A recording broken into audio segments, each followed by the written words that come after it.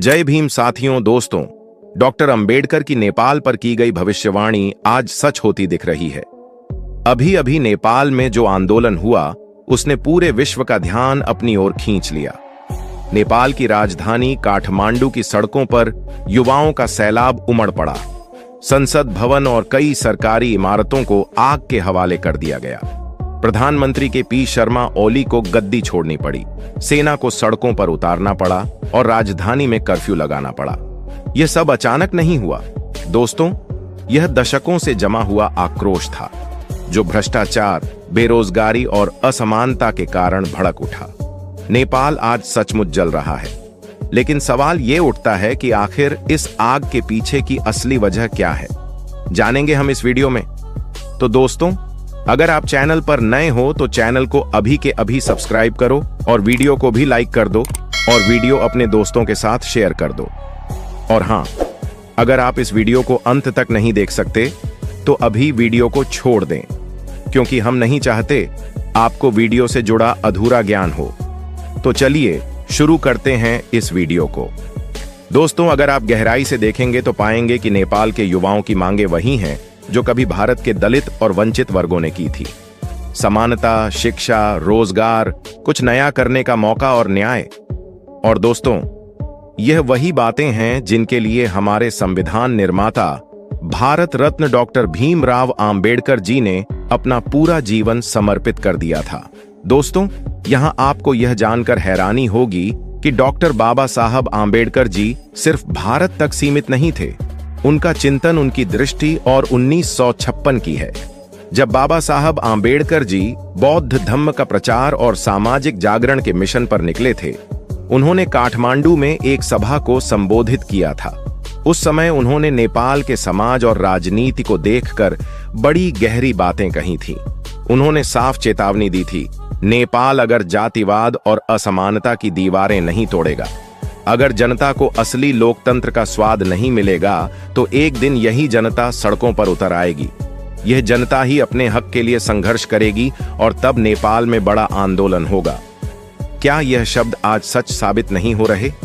दोस्तों, नेपाल की सड़कों पर जो आग भड़की है वह बाबा साहब आंबेडकर जी की उस भविष्यवाणी का ही साकार रूप है। अब जरा नेपाल के इस आंदोलन की असली वजह समझते हैं।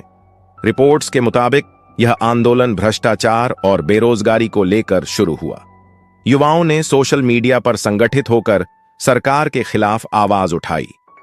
सरकार ने सोशल मीडिया पर प्रतिबंध लगाने की कोशिश की, लेकिन इससे आंदोलन और तेज हो गया। हजारों युवाओं ने कहा कि उन्हें रोजगार नहीं मिल रहा, नेताओं की जेबें भर रही हैं, लेकिन जनता भूखी है। संसद में कोई उनकी आवाज नहीं सुन रहा। जब हालात बेकाबू हुए तो लोगों ने संसद भवन तक को आग के हवाले कर दिया। दोस्तों, यह गुस्सा सिर्फ बेरोजगारी का नहीं था, बल्कि असमानता और अन्याय का गुस्सा था।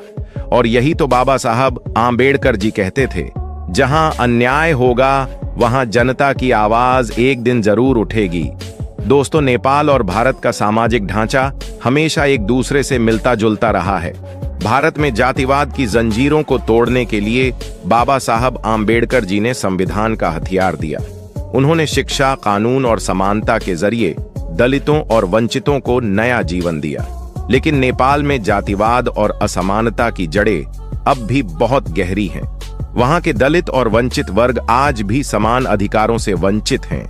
इसीलिए बाबा साहब ने काठमांडू में कहा था, अगर नेपाल ने जातिवाद की व्यवस्था को खत्म नहीं किया तो यह देश कभी सच्चे लोकतंत्र का स्वाद नहीं चख पाएगा। दोस्तों, क्या यह बात आज पूरी तरह सच नहीं साबित हो रही है? याद रखिए, बाबा साहब हमेशा कहा करते थे, शिक्षित बनो, संगठित रहो और संघर्ष करो। और दो शब्द मैं अपनी तरफ से जोड़ना चाहता हूं, संविधान बचाओ। आज नेपाल के युवा अनजाने में उसी मंत्र पर चल पड़े हैं। वो सोशल मीडिया के जरिए संगठित हो रहे हैं, सड़कों पर संघर्ष कर रहे हैं और शिक्षा व रोजगार की मांग कर रहे हैं। ये किसी भी आंदोलन की असली ताकत होती है जब युवा वर्ग जाग जाता है। और बाबा साहब ने बार बार कहा था कि किसी भी समाज का भविष्य उसके युवाओं के हाथों में होता है। दोस्तों, यह आंदोलन सिर्फ राजनीति तक सीमित नहीं है, यह आंदोलन उस गहरी चोट का परिणाम है जो असमानता नेपाल की जनता को दी है। बाबा साहब ने हमेशा कहा था, अगर समाज असमानता की नींव पर खड़ा होगा तो वह समाज कभी स्थिर नहीं रह सकता। नेपाल का हाल भी यही है। अब जरा सोचिए दोस्तों, अगर नेपाल बाबा साहब के विचारों को पहले ही अपना लेता, अगर वहां शिक्षा और समानता पर जोर दिया जाता, युवाओं की मांग को पूरा किया जाता, तो क्या आज काठमांडू की सड़कों पर आग जलती? क्या आज सेना को कर्फ्यू लगाना पड़ता? क्या आज नेपाल राजनीतिक अस्थिरता में डूबा होता? नहीं दोस्तों, अगर नेपाल बाबा साहब की राह पर चला होता तो आज वहां शांति, स्थिरता और विकास होता। आज पूरी दुनिया बाबा साहब को याद कर रही है। अमेरिका के पूर्व राष्ट्रपति बराक ओबामा तक कह चुके हैं कि डॉक्टर आम्बेडकर दुनिया के सबसे बड़े लोकतांत्रिक नेताओं में से एक हैं। यूनाइटेड नेशंस में भी उनके विचारों की चर्चा होती रही है। ऐसे में नेपाल का भविष्य भी तभी बदल सकता है जब वह बाबा साहब आम्बेडकर जी की राह अपनाए। दोस्तों, निष्कर्ष साफ है, बाबा साहब आम्बेडकर जी की भविष्यवाणी आज नेपाल में सच साबित हो रही है। उन्होंने चेतावनी दी थी कि अगर समानता और न्याय नहीं मिला तो जनता सड़कों पर उतरेगी। आज वही हो रहा है। नेपाल के युवाओं ने अपनी आवाज बुलंद की है। यह आंदोलन एक नई दिशा की ओर संकेत है। दोस्तों, अब आप सोचो कि अगर भारत में बाबा साहब आम्बेडकर जी ना होते तो आज हमारा देश किस हालात में होता? शायद आज भारत भी उसी अंधेरे में डूबा होता जैसे नेपाल आज जल रहा है। नेपाल की राजनीति, वहां का समाज और वहां का संघर्ष हमें एक आईना दिखाता है कि संविधान और समानता का महत्व कितना बड़ा है। लेकिन भारत सौभाग्यशाली रहा कि उसे एक ऐसा महामानव मिला जिसने सदियों से जकड़े हुए समाज को तोड़कर बराबरी की नींव रखी। आज नेपाल में जिस तरह आंदोलन की आग जल रही है, संविधान को लेकर असंतोष और समाज में असमानता की खाई और गहरी होती जा रही है, वह हमें यह सोचने पर मजबूर करती है कि बाबा साहब आम्बेडकर जी के बिना भारत का भविष्य भी शायद ऐसा ही अंधकारमय होता।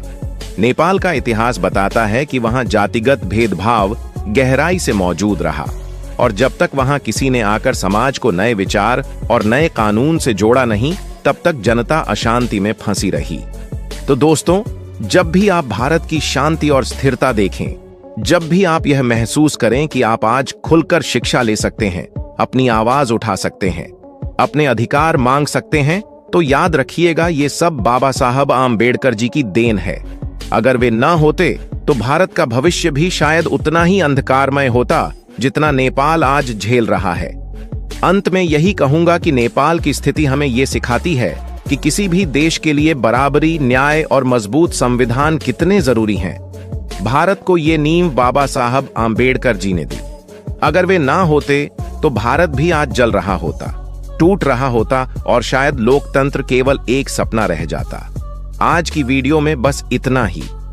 यदि आपको हमारे द्वारा बनाया गया यह वीडियो पसंद आया हो और आप चाहते हैं कि हम बाबा साहब के इस मिशन को आगे बढ़ाएं, बाबा साहब पर बनाया गया हमारा ये वीडियो कैसा लगा, आप हमें कमेंट करके जरूर बताएं। दोस्तों, आज की वीडियो में बस इतना ही। इस चैनल पर मैं सिर्फ बाबा साहब के जीवन से जुड़ी छोटी बड़ी सभी जानकारी लेकर आता रहता हूं। यदि आप बाबा साहब को पसंद करते हो और इनके बारे में और अधिक जानना चाहते हो तो को पूरा देखने के लिए धन्यवाद। उम्मीद करता हूं आपके विचार भी बाबा साहब की तरह अच्छे होंगे।